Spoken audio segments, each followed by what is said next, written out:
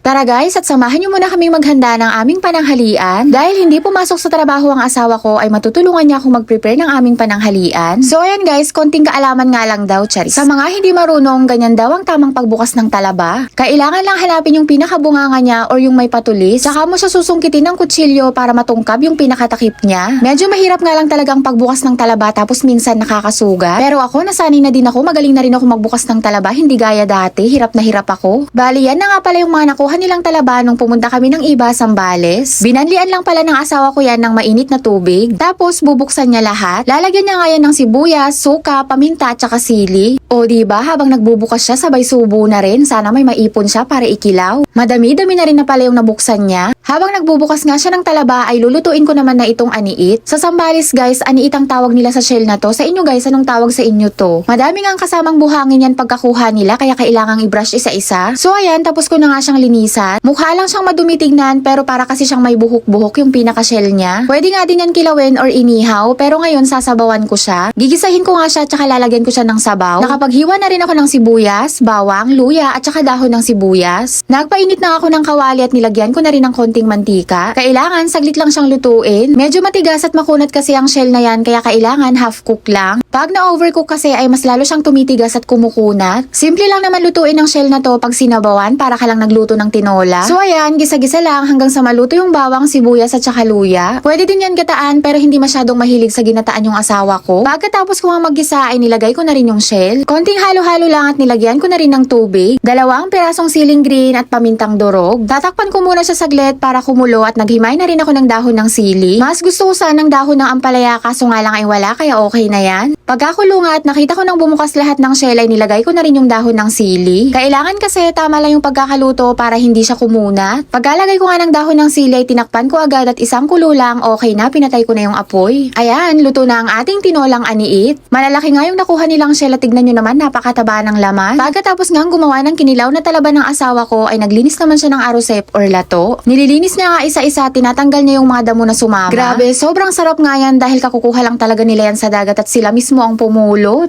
Yan, ready na ang aming pananghalian, mga tayo kakabsa. Lato or arosep. Ganyan pala ang lasa ng arosep guys, pagkakukuha lang talaga, medyo maanghang-anghang siya. Hilawin na talaba at tinolang aniit. Yun lang muna guys for today's video. Agyamanak! Bye-bye!